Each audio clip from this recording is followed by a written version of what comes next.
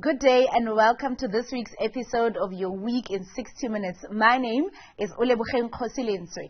Stay with me as I bring you the collection of the past week's top stories from our reporters on the ground.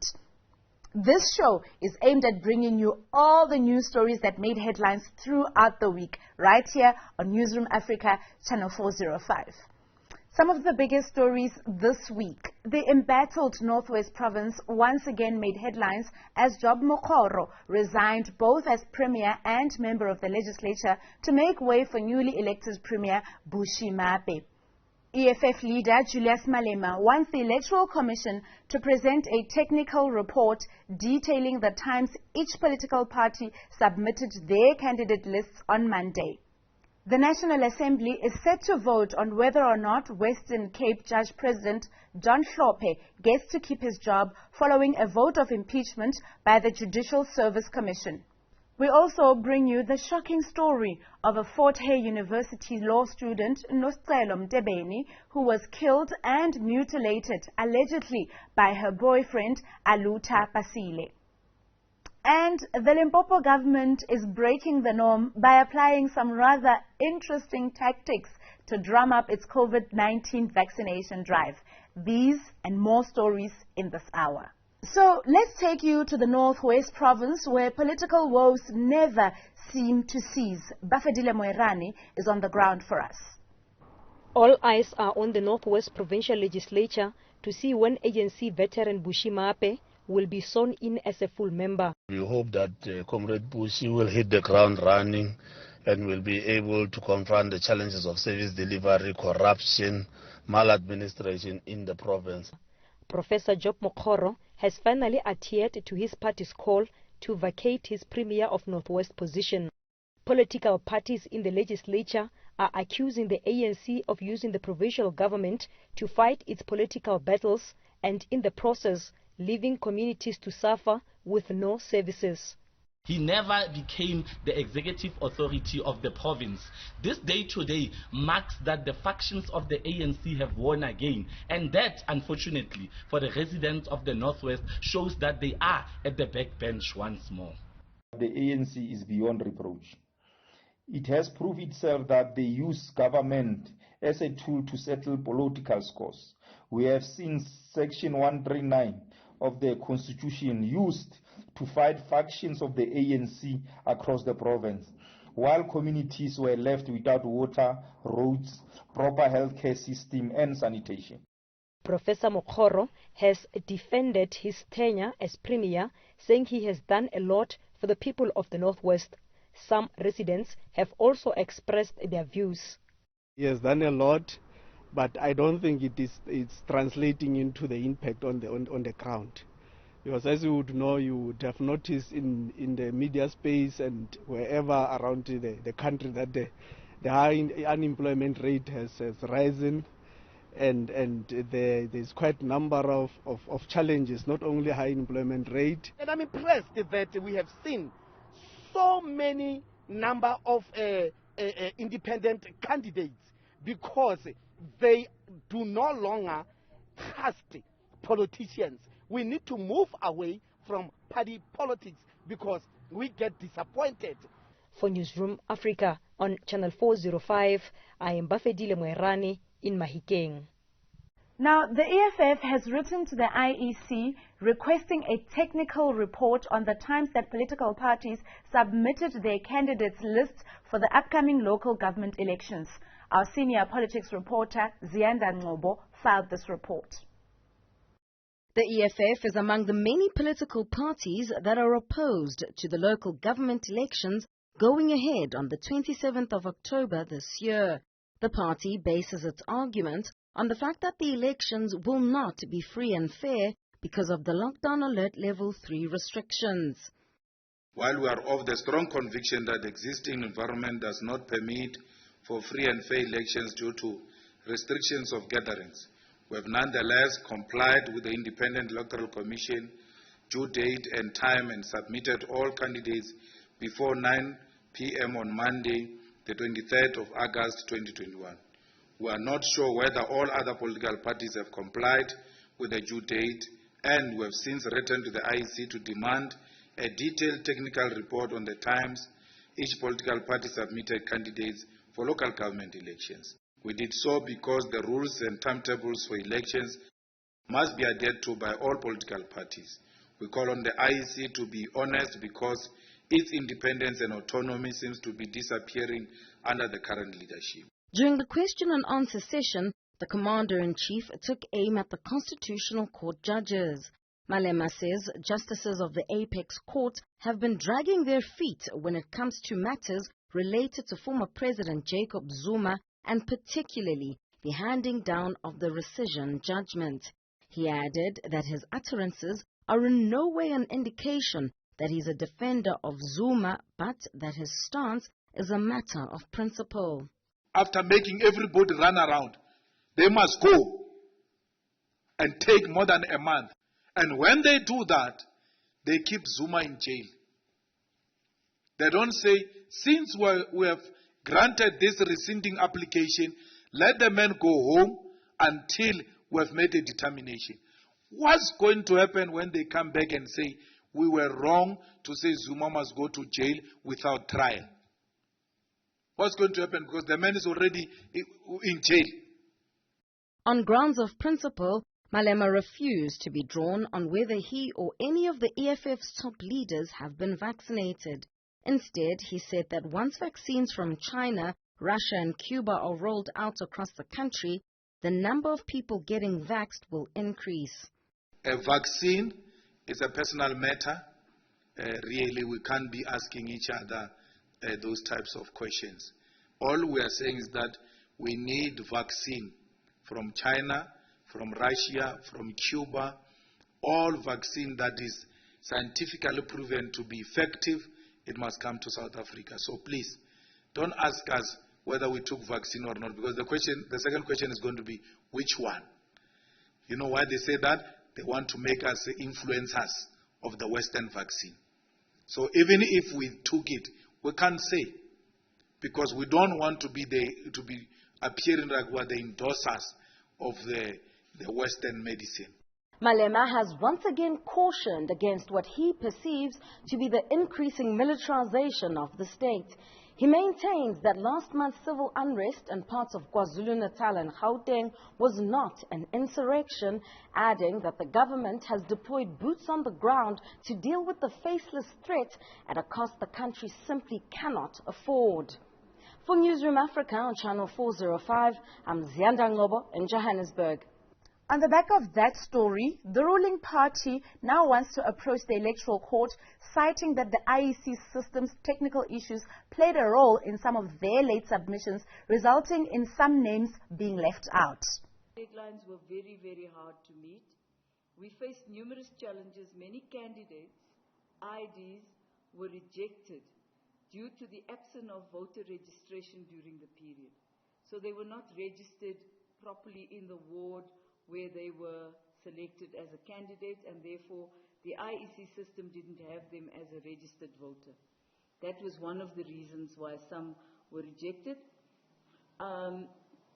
Secondly, as we were entering, the IEC system repeatedly froze and locked out our administrators and during the final few hours before the deadline, data already entered into the system was voided and had to be re-entered. The ANC has taken an unprecedented step since the dawn of democracy by approaching the Electoral Court to be given the opportunity to amend an already submitted candidates list. The matter is now officially out of the IEC's hands and now lies with the court to make a determination. But one analyst says the governing party is externalizing the costs of its own ineptitude and inability to get its lists in order and are making it the problem of the Electoral Commission. This is a request to willy-nilly change the entire timetable and throw it completely out of kilter. And I'm afraid it's another instance of the ANC pretending as if there's one set of rules for everyone else and another set of rules to accommodate them. Fakir says there's been a systematic effort by some political parties to erode the credibility of the Electoral Commission of South Africa. What has happened systematically over time is that erosion of the credibility of the IEC by misplaced blame has seeped into society, and the latest Institute for Justice and Reconciliation figures show that the credibility and trust in the IEC, confidence levels have declined. And they declined not because the IEC has not performed, but because unscrupulous politicians who have had no one to blame, whether it's opposition parties who need someone to blame for their misfortunes, or it's the governing party, the party in majority, which needs someone to blame for its own mishap, for someone to carry the can for problems it has been the IEC. The IEC opened the submission of lists process on the 3rd of August and it closed on Monday. But the United Democratic Movement says this was simply not enough time. Even the UDM in the morning, all morning, we were affected by this capturing system online from the IEC. So on those grounds, if a person can prove really that on this day I tried to end, I'm sure the computers would show that. Newzroom Afrika has reached out to the IEC for comment and it has declined, only saying that it will study the court applications and respond at the appropriate time. For Newzroom Afrika on Channel 405, I'm Ziyanda Ngobo in Johannesburg. Now, the country's Judicial Service Commission has voted to impeach Western Cape Judge President John Hlophe following his 13-year corruption case. It all started here with 2 conversations that have the potential to change the life of Judge John Hlophe forever. In 2008, the Western Cape Judge President spoke to Judges Bess Nkabinde and Chris Jafta. At the center of those conversations, former President Jacob Zuma. Hlophe was accused of trying to influence Nkabinde and Jafta in connection with the arms deal case. He did not seek to improperly persuade me. In my sense, he was attempting to influence me. In December, a judicial conduct tribunal found Judge Hlophe guilty of gross misconduct, and this week the JSC decided to uphold that decision, meaning that the first step of the impeachment process is complete. The next step of the process involves Parliament, which will need to vote on whether Hlophe will be impeached. They will use the reports of the tribunal and the JSC to make the final determination. What we would be expecting now is to hear from the Speaker. We imagine that the National Assembly is going to convene and would have a vote. That's why this is now perhaps more of a political story than a legal story. An impeachment decision will need a 2/3 majority of Parliament to agree to it. This implies the ANC and some opposition MPs will have to agree for the motion to pass. I think this is an opportunity for Parliament to redeem itself. MPs need to show all of us that the salaries that we pay them every month are going to good use. They should be showing us that they're acting in all our collective interests, regardless of our different colors and creeds in terms of political persuasions, but they should act in the best interests of the country, and they should look beyond the narrow party or factional interests. The JSC is now considering whether Judge Hlophe should be suspended and has called on those involved in his tribunal to make submissions. In terms of Section 177 of the Constitution, the President can suspend a judge while an impeachment process is still underway. If Hlophe is impeached, he will lose all benefits as a sitting judge. For Newzroom Afrika on Channel 405, I'm Diane Hawker in Johannesburg. Some good news for motorists as Transport Minister Fikile Mbalula extends the driver's license renewals to the end of March next year. Thank you for staying with us. Now, a somber moment for the country this past week as yet another young woman was murdered and mutilated, allegedly by her boyfriend in the Eastern Cape. Malungelo Boy attended Nostelo Mtebeni's memorial service held at Fort Hare University. Before President RAMAPHOSA declared GBV to be a pandemic, Nostelo has already identified GBV to be a pandemic in 2019. She wrote on her status on Facebook on the 2nd of September 2019. I will quote her exact words. If you have a vagina and you live in South Africa, make sure you are armed. Have a knife or a pepper spray all the time. These were the words of a fourth-year law student, Nosicelo Mtebeni, in 2019, shared by her classmate at Fort Hare University and one of the student leaders. Nearly 2 years later, after the 23-year-old shared that advice, Nosicelo has been killed. Every person who took to the podium at the memorial service lambasted the high levels of GBV, with some saying it's now time for action. Let me frame my suggestions by making a direct address to President Ramaphosa. I was fortunate to have dinner with him at a fundraising event for the Ramaphosa Foundation in 2017. When I asked him how exactly he was going to end the murder of women, he looked me in the eye and promised that when he became president, he would make sure that each and every government department develops a program against gender-based violence. So we are therefore challenging him and his ministers to treat this pandemic with the rigor and urgency it deserves. Dr. Koyana says in dealing with GBV and femicide, the government must adopt the same strategy it uses in tackling the COVID-19 pandemic. In the same way that the government has developed an app to notify us if we're in close proximity to someone who is COVID positive, similarly, the government must maximize the use of the government chat app and other technologies to victims who must report cases, hotspots, and to track the goings-on in their communities. Nosicelo Mtebeni's family was thankful to South Africans for rallying behind them. God strengthened us.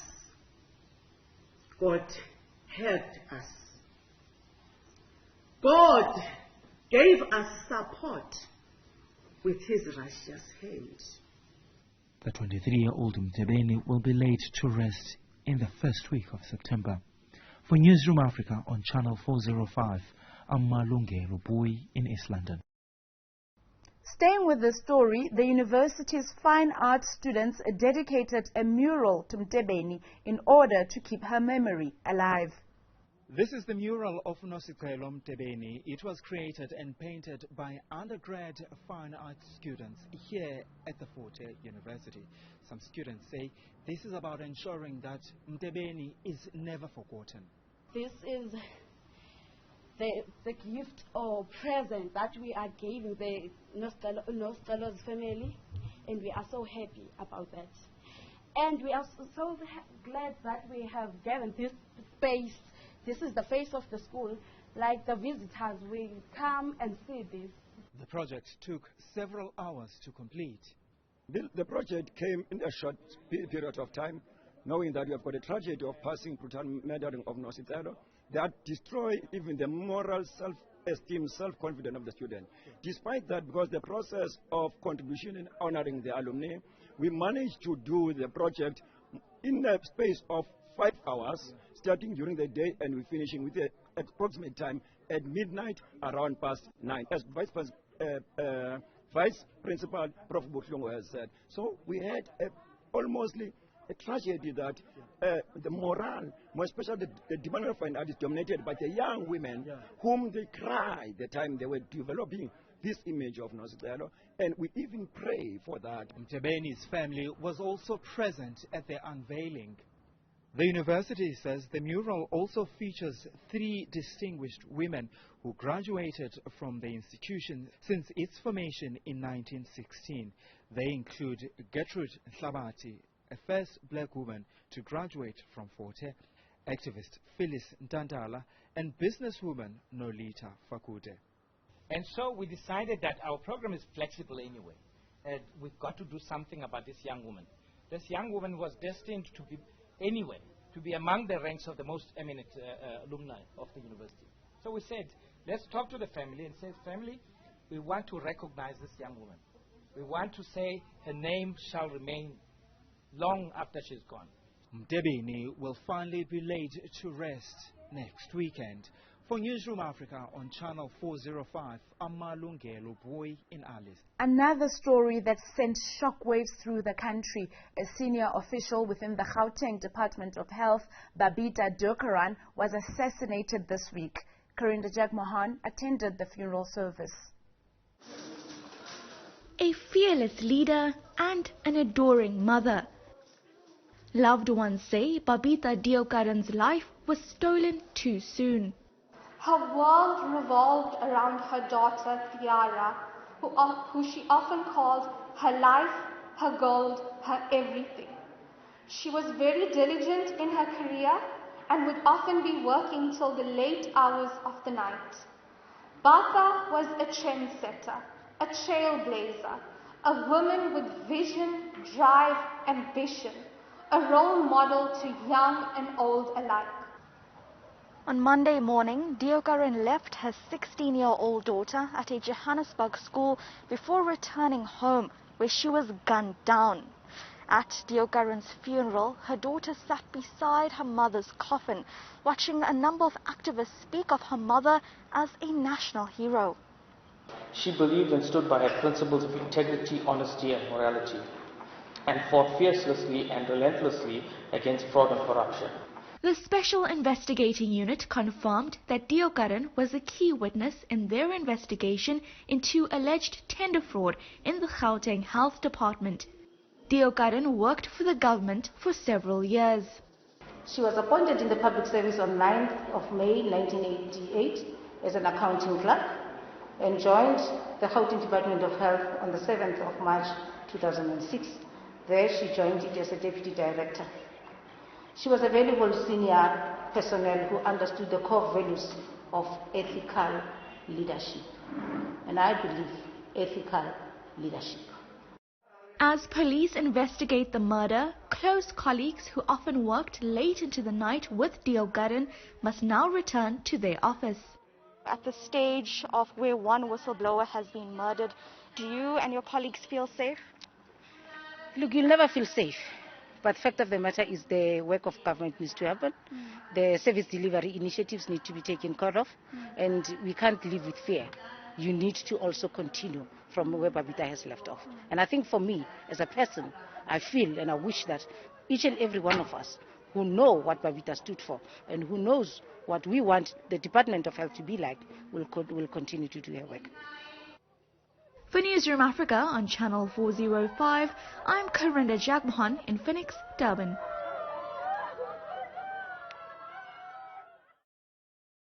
Meanwhile, Police Minister Bheki Cele has announced that 7 suspects have been detained and will appear in court next week.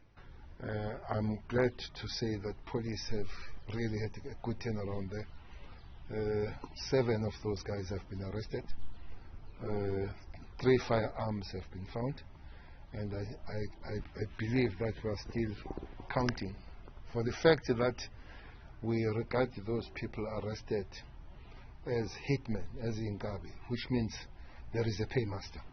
So police will have to help us and find the paymaster quick. We know that the life won't be brought back of the official, but it will give a little bit of comfort to know what has happened and who sent them to do that. So we want to congratulate the police that multitask approach that they've done. Hence I'm calling the same here, that will have to happen. This week marked the 1-year anniversary of the killing of 16-year-old Nathaniel Julius. His family unveiled a stone of remembrance in his honor. Linda Mnisi has more. A year later, and the wounds are still fresh. But it's the unity that community leaders believe will make the journey to justice bearable. We need to get back to where we no longer see the color of your t-shirt. We no longer see what we have in our bank accounts. We no longer see which church or religious organization we belong to. We see each other as members of a community that for the longest time has been grossly marginalized. We see ourselves as those who fight for those who cannot speak for themselves. It was the killing of Nathaniel Julies, a charming teenager with Down syndrome, that had this community up in arms a day after his passing. A year later, his mother, Bridget Harris, says the awareness needs to be kept alive for parents who have children living with Down syndrome. And I just want to thank each and everyone. When you have the opportunity with Nathaniel one-on-one, I just want to say thank you for spending time with him, you know.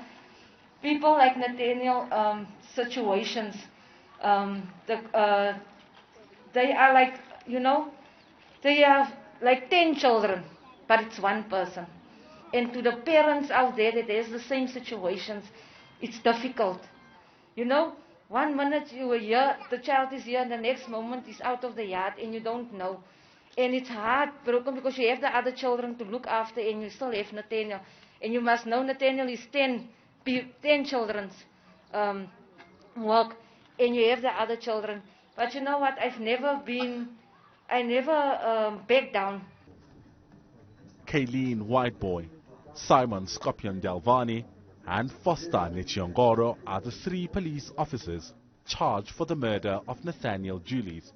The trio are out on bail, with their trial expected to start on the 4th of October. We've gone through many processes. We've supported Bridget, also with the support of Mr. Mashaba. We've had pre-trial conferences. We've had all manner of legal processes. The memorial service was led by the leaders of Action SA, with party leader Herman Mashaba calling for support for the Julies and Harris families ahead of the trial. Community leaders say this stone should not only stand as a reminder of Nathaniel Julies' tragic passing, but also of the importance of unity in the quest for social justice. For Newzroom Afrika on Channel 405, I'm Lee in Eldorado Park, Johannesburg. Now, other stories to look forward to. Some relief for motorists as the deadline for driver's license renewals gets extended. You're still watching your Week in 60 Minutes with me, Olebogeng Kgosilentswe, on Channel 405 as we bring you the very best of this week's top stories as told by our journalists on the ground. Now, the Limpopo Department of Health is taking a quirky side in support of COVID-19 vaccinations. This time, they are focusing on matters of the heart and alcohol. The province of Limpopo has been leading the pack in the vaccination drive, and now that it's the turn of those who are young at heart, the province believes the only way to encourage the 18 years and above to vaccinate is to tag along influencers and celebrities.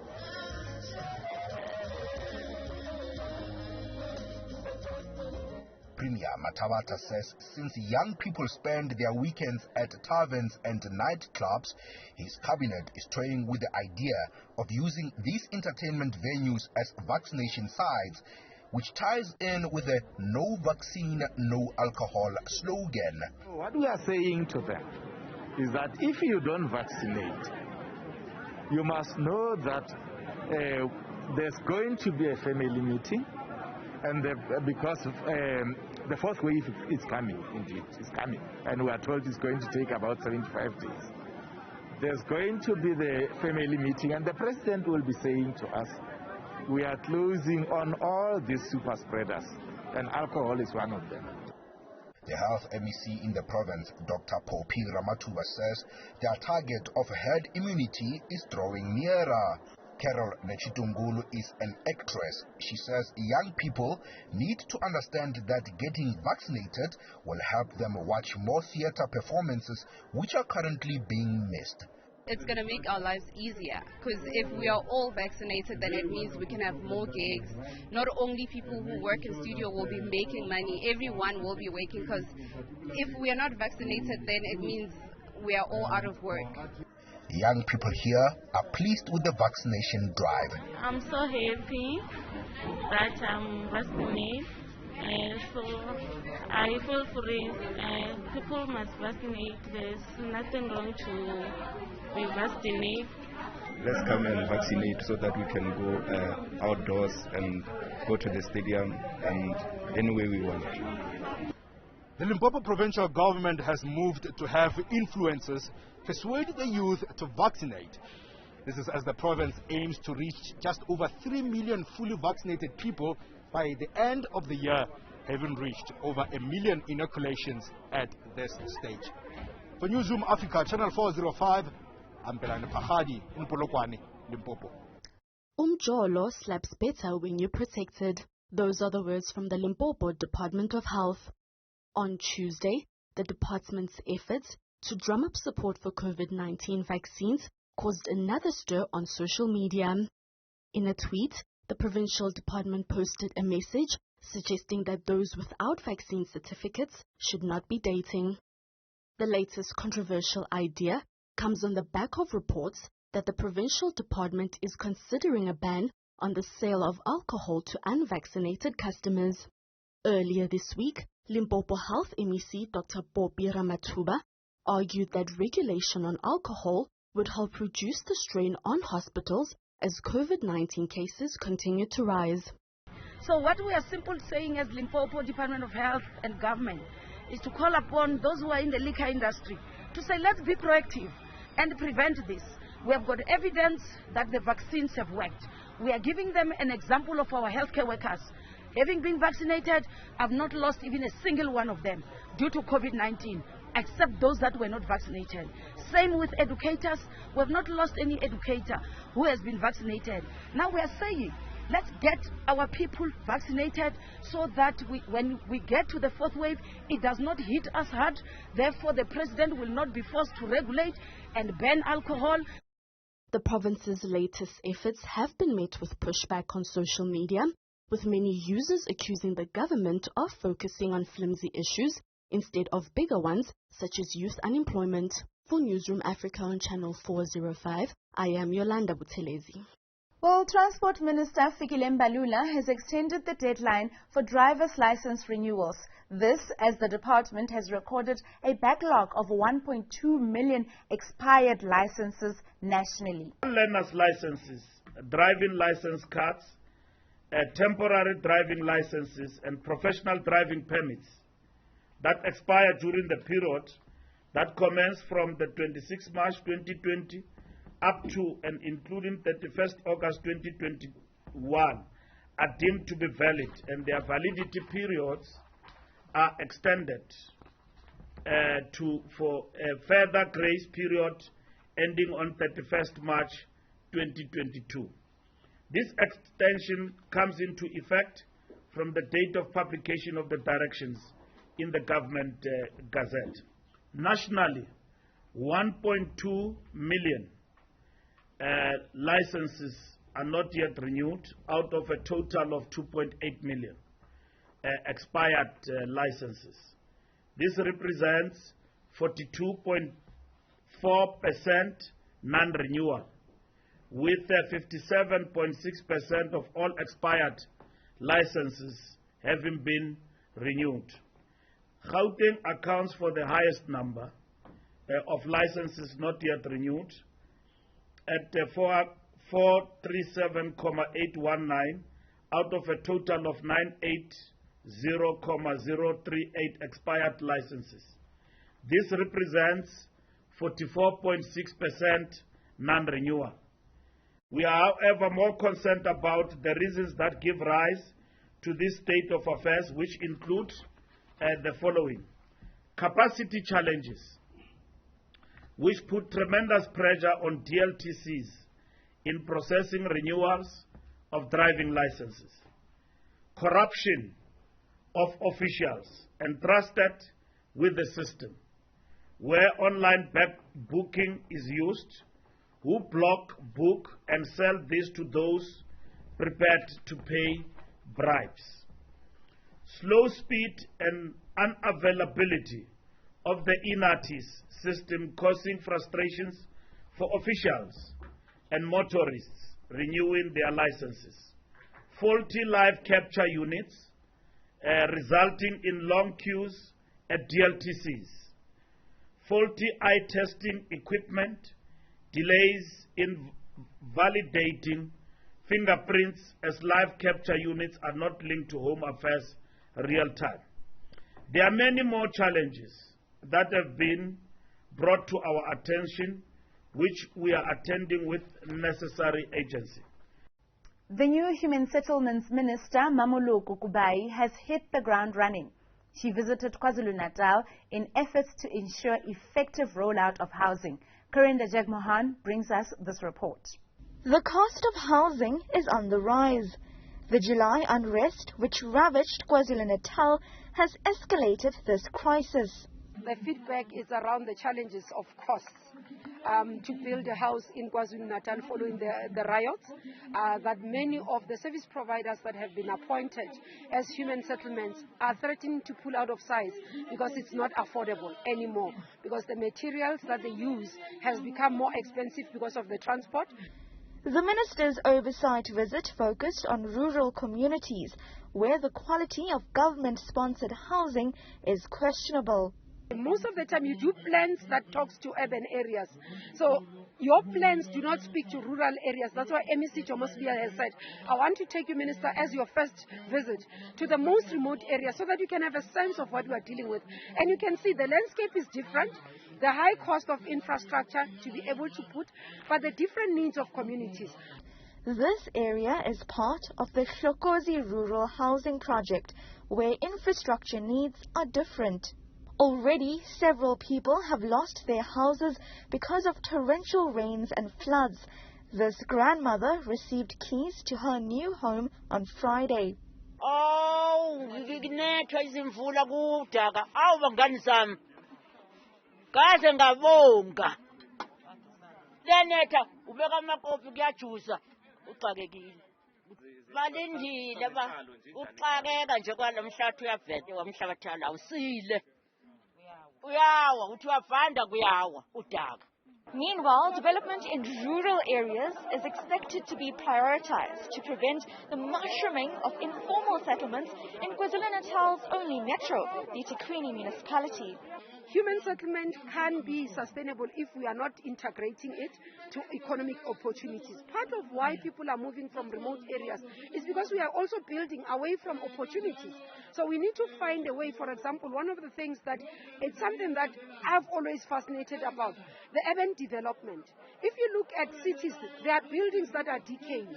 One of the things is for us to look at opportunities that we can go and turn those buildings to become housing development. For Newzroom Afrika on Channel 405, I'm Karinda Jagmohan in KwaZulu-Natal. Still to come, South African Airways returns to the skies. Stay tuned. South Africa's unemployment rate reached the highest level in history this week, according to Statistics South Africa.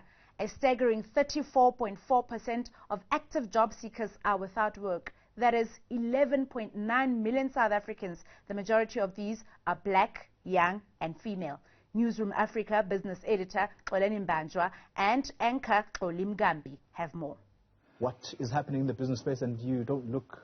Yeah, no, it's a hard one to swallow, this one. South Africa's unemployment rate went up in the second quarter by 1.8%. That's tens of thousands of jobs going out the window, and that took it up from 32.6% to 34.4%. Still, another quarter where we are talking about the highest unemployment rate in the history of South Africa.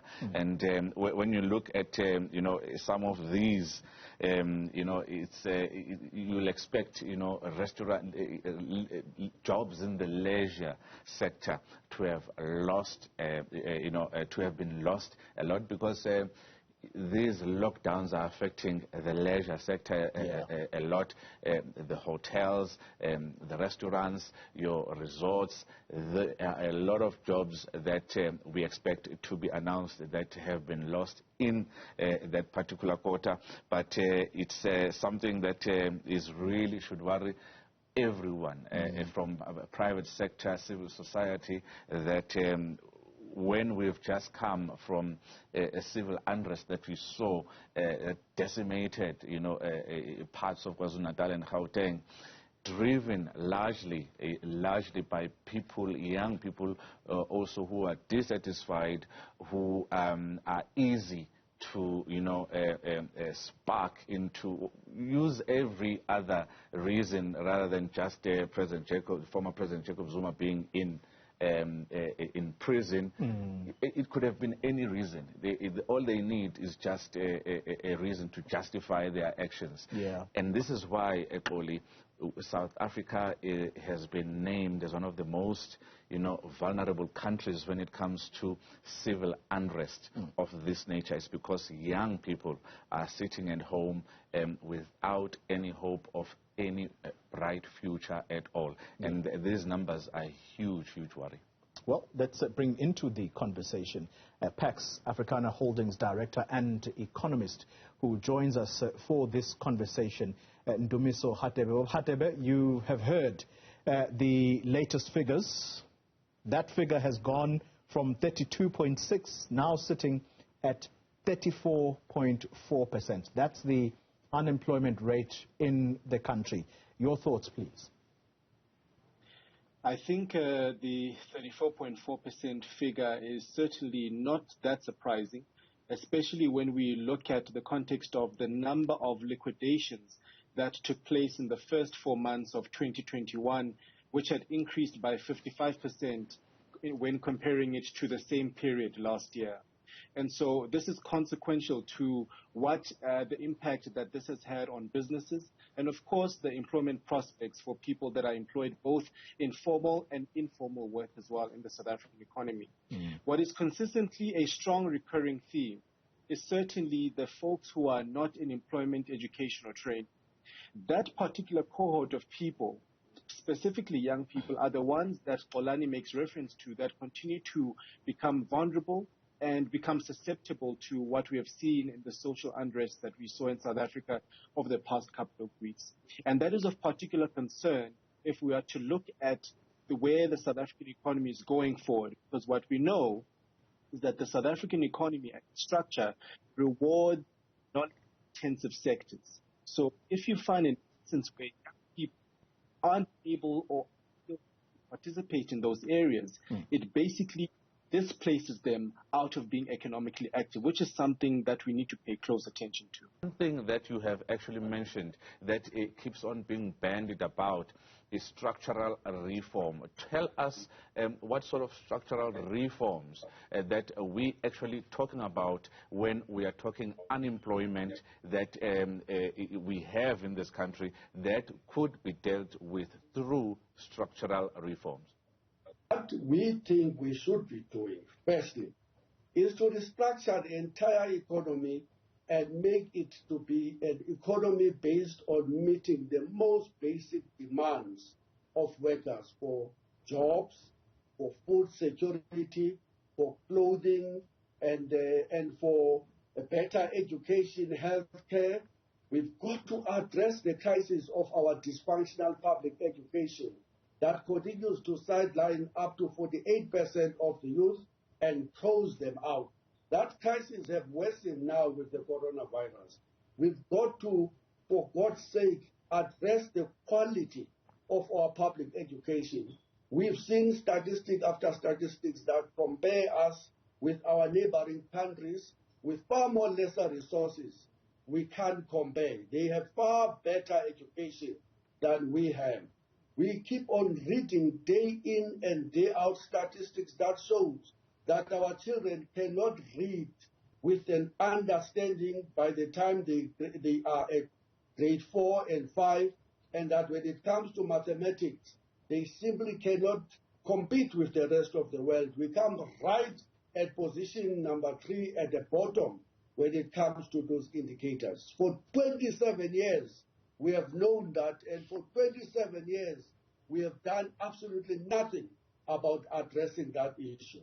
Our public health care system leaves much to be desired, completely exposed now with the coronavirus. We've done very little to ensure that we address the quality of our public our public health care. You cannot have a growing economy when so many of your population are trapped in a healthcare system that does not make them to be productive competitors in the economy. We've not addressed the crisis of deindustrializing. We're now sitting with a 12%, the latest statistics show that we have declined by another 2-point-something% in terms of our industrial strength. We were 22% during the apartheid era. We're down to 12% contribution of the manufacturing sector to the GDP. Where is action? We had at some point 3 documents that we called the Industrial Development Policy. Nothing, because we talk left on one side, we maintain very conservative fiscal and monetary policies on one hand. So there is no movement forward of any kind. We're trapped in one place, and that one place is that we're just going on one trend, going down. Joined by Dr. Joni Musabayana, the ILO Director for Eastern and Southern Africa. Good evening. Is it that South Africa now has the highest official unemployment rate in the world? When you look at your report in the first quarter of this year, it says that the worst affected regions were actually in Latin America, the Caribbean, Europe and Central Asia. According to that report, these are the regions that were hardest hit, but some reports are saying that this is the highest official unemployment rate in the world that South Africa has just recorded. Recently, many African countries were only conducting labor force surveys after every 10 years, compared to South Africa's quarterly in a year, 4 times in a year. And what that tells you is that then the timeliness of the data that South Africa has is very high. So one would have to be circumspect about saying the worst in the world. We can say the recorded figures, it has the highest in the world. That may not necessarily translate on the situation in the ground in different countries, particularly on the African subcontinent, into, let's say, the worst unemployment situation. Having given that qualifier, it is true also that South Africa, of most countries in the subcontinent, has the highest unemployment rate. And that is largely driven by this issue of informality. Africa has the lowest informality rate on the African continent. When you compare that, countries like Zimbabwe, Zambia, perhaps Uganda, they have informality levels well above 50%, perhaps into the 60s, into the 80%. South Africa's informality rate is around 20-something%. And that means that the majority of the people that then lose their jobs because of COVID, those people directly become unemployed. Whereas when you have a huge informal economy, it acts as a buffer. And the new global definitions count people working in the informal economy as gainfully employed. Those 2 factors, I think, may account for the reality. This is not to discount that the unemployment situation in South Africa is higher. It's a sophisticated economy. It's an economy very well linked with the global economy, and therefore it responds to the global shocks. And the global shock of the pandemic has really hit the South African economy very hard. The lockdowns that we have seen, and that has translated directly into loss of working hours, loss of jobs. After more than 21 months of being grounded due to financial woes, South African Airways will be back in the skies come the 23rd of September.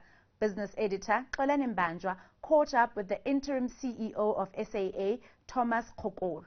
South African Airways is set to take off nearly 2 years after it was placed in a business rescue. Since the 1990s, government has provided tens of billions of rand as guarantees to the airline and billions more in the form of a bailout. After a lengthy wait, SAA is set to take off on the 23rd of September, and they began selling tickets. Today us is the interim CEO of South African Airways, Mr. Thomas Khokolo. Thank you. What has made it possible for you to find yourselves here where you can boldly announce that indeed you are ready for takeoff after 21 months that you were basically grounded in a business rescue?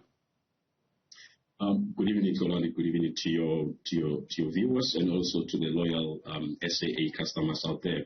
Remember, when SAA went into business rescue, the intention of the shareholder was not to liquidate SAA, but to bring it about as a sustainable airline. So end of April, we went out of business rescue, and that's where we find ourselves. And out of that particular business rescue, there was some working capital that were put in place in order for the airline to restart operations. And in that regard, as we restart operations as well, the shareholder is busy in talks with a strategic equity partner who can then be able to come and add resources, both financially and technically, so that SAA can then continue into a foreseeable future as a sustainable airline. Let's talk about the details now. How much staff has been returned to the airline? How many routes are new? How many have been curled? How different is this SAA from the previous one?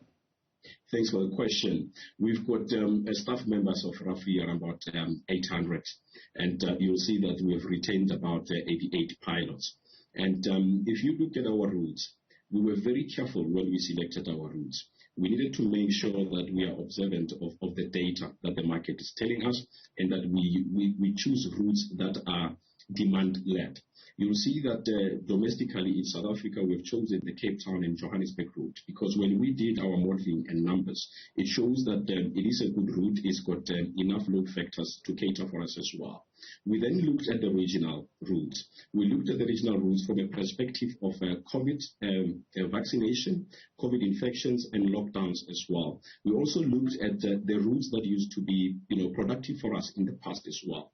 And when we compared the sales and the cost to operate those particular routes, we were comfortable that those routes will give us some recovery from an operational cost perspective. So they won't be adding outflows into the SA's balance sheet, but they'll be bringing some, covering their own cost as well. And that's why you see we've chosen routes like Harare, Maputo, Kinshasa, and Accra, because we believe that also the competition landscape in those particular routes is much more smaller compared to what we see in the country. And we believe they give us a best chance of competing going forward. And on that note, we conclude this week's episode of Your Week in 60 Minutes with me, Olebogeng Kgosilentswe. Thank you for staying with us. Join us next week, same time. Stay tuned for more news on Newzroom Afrika, channel 405. Our news, our views.